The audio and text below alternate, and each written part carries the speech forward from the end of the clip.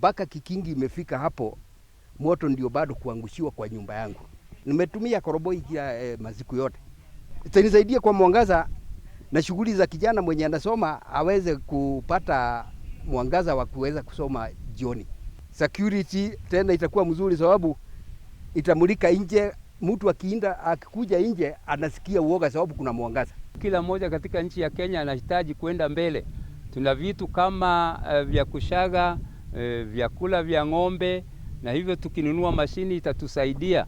Lakini kwa sasa tuna uzito mwingi, kwa sababu tukipanda chakula kama hivyo nepia haiwezi kusaidia wanyama vizuri kwa sababu inahitaji kushagwa. Wengine hawana kazi, wangependa kutengeneza vinyozi vya kuondoa nywele. Ni kuomba ya kwamba jinsi serikali imetukumbuka ituendeleshe tu mradi huo, ni kwa sababu tuna shida mingi. Kwanza mimi mahali ninaishi ni mahali pana kiwanja kubwa sana cha yenye imejaa mawe, na mahali pale pana ukora mwingi kabisa. Ni kwa sababu mahali pale saa moja hauwezi ukatoka nje, ni kwa sababu unakutwa mpaka kwa mlango.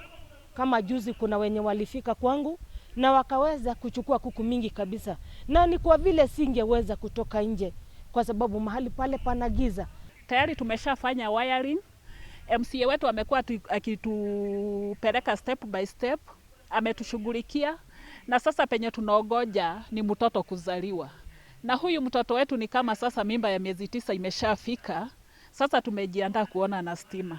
Tayari mita zao zimekuwa processed, wanaenda kufungiwa leo na ikichelewa kesho. Ni zaidi ya watu 150 walikuwa wamebakia. Baada ya hapo tuko na watu wengine 200. Ya Mumbi ni mahali ambako watu wanaendelea kuuza mashamba. Kwa hivyo kuko na watu zaidi ya 200 ambao wameona stima kumbe watu wanawekewa. Kwa hivyo tunatumia pesa ya maendeleo ya serikali